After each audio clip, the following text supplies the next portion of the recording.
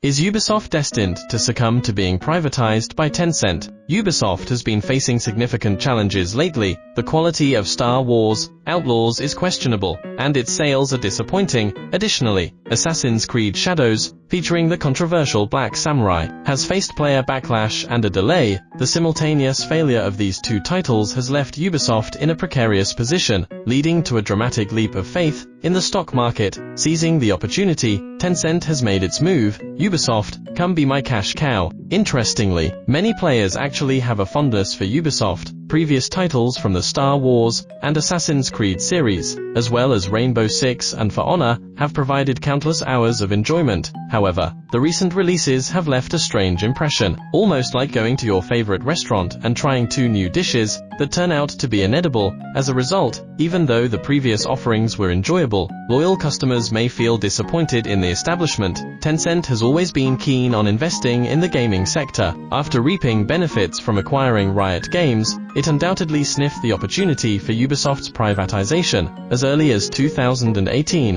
Tencent acquired 5% of Ubisoft shares, and that same year, it increased its stake by purchasing 49% of the Guillemot family's holding. According to Ubisoft's latest financial report, Tencent now directly holds 9.99% of Ubisoft shares, and has an indirect stake of 7.49%, giving it voting rights of 9.19%. With recent stock price declines, discussions about privatizing Ubisoft between Tencent and the Guillemot family have led to the feeling that Tencent is slowly but surely encroaching on Ubisoft. For gamers, the commercial tussles between game companies are merely casual topics of conversation. What players truly care about is the quality of the games that follow. The cultural controversies surrounding Assassin's Creed Shadows have forced the development team to delay its release until February 2025. Another Ubisoft title, Heroes of Might, Magic, Olden Era, is also set to release in the same year, with a short interval between their launch dates. If Tencent does end up acquiring Ubisoft, strategy enthusiasts might understandably feel anxious, hoping that internal changes won't affect the release schedule of Olden Era. For those who may not be familiar with Heroes of Might,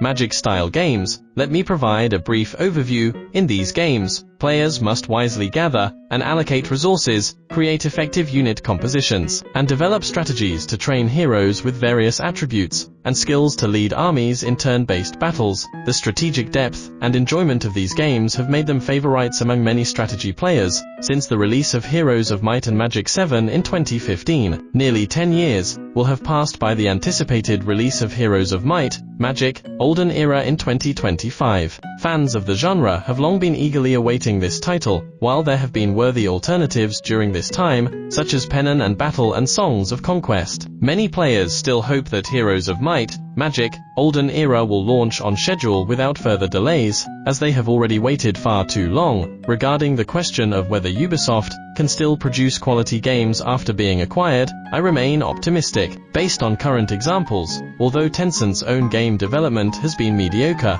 its investment acumen is top-notch. For instance, Game Science received early investment from Tencent, and the success of Black Myth: Wukong speaks for itself. Additionally, Valorant, developed by Riot, has become one of the most beloved FPS games with Tencent's assistance. As long as Tencent applies its past experiences to Ubisoft, players can still look forward to high-quality games, even if the future releases fall short of expectations. Tencent has the capability to provide servers for long-standing Ubisoft titles, like Rainbow Six and For Honor, enhancing the gaming experience for players. Ultimately, it would be best for Tencent and the Guillemot family to reach an agreement, allowing the privatized Ubisoft to focus on improving game quality and creating games that genuinely resonate with players, rather than catering to certain correct groups by inserting odd elements into their games. Tencent can simply provide funding and technical support, and wait for Ubisoft to transform into a true cash cow.